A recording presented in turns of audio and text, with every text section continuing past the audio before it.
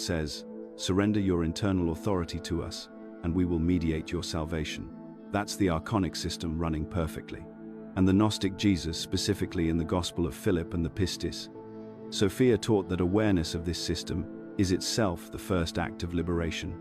Not ritual, not prayer in the conventional sense, not ethical performance for a divine judge. Gnosis. Direct, experiential knowledge of what you actually are beneath the interference. Now, I'll admit something here, and I almost cut this from the script because it sounds almost too blunt. I personally think this is the most underrated dimension of Gnostic teaching. The fact that the liberation it offers is fundamentally psychological before it is spiritual. The recognition that your sense of inadequacy, your fear of divine rejection, your need for institutional mediation, these aren't spiritual facts. They are installed conditions. And the Gnostic Jesus taught that they can be uninstalled. The Gospel of Thomas makes this explicit. Jesus says, and I'm working from the Coptic directly here, "If you bring forth what is within you, what you bring forth will save you. If you do not bring forth what is within you, what you do not bring forth will destroy you." That's not a metaphor for being kinder. That's a precise technical instruction about the divine spark. Surface it, name it, recognize it. Because the Archons have no authority over what has been consciously claimed.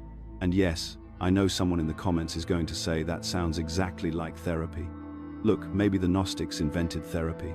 I'm not ruling it out. But the teaching goes further still. Because the Gnostic Jesus didn't just describe the prison, he gave specific tools to navigate out of it. And this is exactly what we need to explore next. Here's where the danger becomes completely undeniable. Every major religious institution in history has operated on one foundational assumption: that the ordinary human being does not have direct access to ultimate divine reality. That assumption is the entire justification for priests, popes, imams, rabbis, for any structure that positions itself as the necessary intermediary between you and the divine. Remove that assumption, and every claim to spiritual authority collapses instantly. The Gnostic Jesus removed that assumption.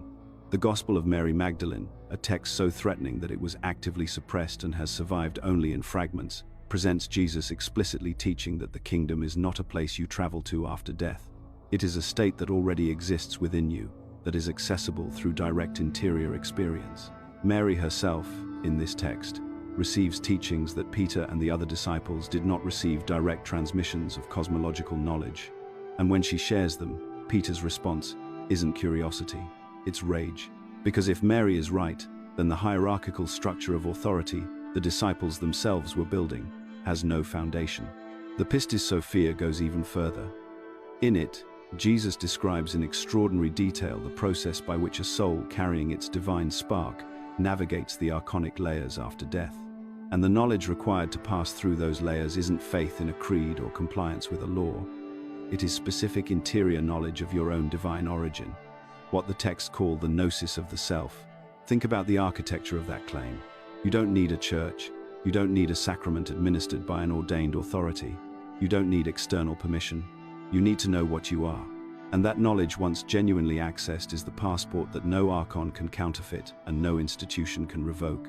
I remember the exact moment this landed for me. I was sitting in a small library in Oxford, working through an academic translation of the Pistis Sophia, and I had to put the book down, because the implications are staggering.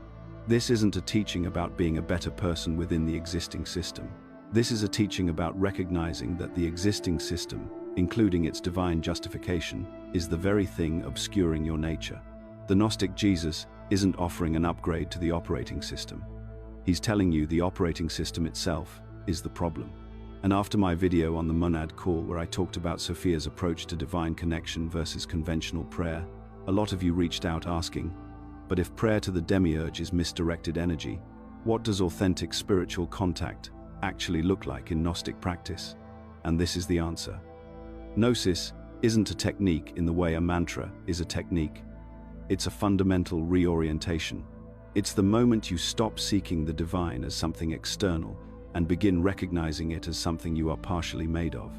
The Gospel of Truth, attributed in many scholarly traditions to Valentinus, one of the greatest Gnostic teachers of the 2nd century, describes ignorance as the source of all suffering, not sin, not moral failure, ignorance of origin. And it describes Gnosis as the moment the fog lifts. He who is ignorant is in want, and what he wants is great. since he lacks that which will make him perfect.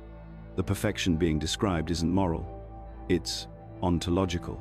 It's the completion of the self that comes from knowing what the self fundamentally is. Now comes the moment that changes everything, because here's what the institutional church understood and spent centuries trying to bury. If this teaching spreads, no one needs them, not the councils, not the creeds, not the sacramental gatekeeping, not the threat of damnation for intellectual independence. The Gnostic Jesus handed every single human being a direct line to the divine and said, use this. The Church Fathers didn't call this heresy because it was theologically sloppy. They called it heresy because it was devastatingly effective. Irenaeus of Lyon in the 2nd century wrote an enormous multi-volume attack on Gnostic communities called Against Heresies. And if you read it carefully, his real anxiety isn't doctrinal confusion. His anxiety is that these communities are thriving without bishops, without hierarchical oversight. Women are teaching, lay people are claiming direct spiritual experience. The entire structure of authority he was trying to build was being bypassed by people who had read these texts and taken them seriously. The texts were burned, the communities were disbanded, the teachers were labeled agents of Satan and, in some cases, executed. And for 16 centuries, it almost worked.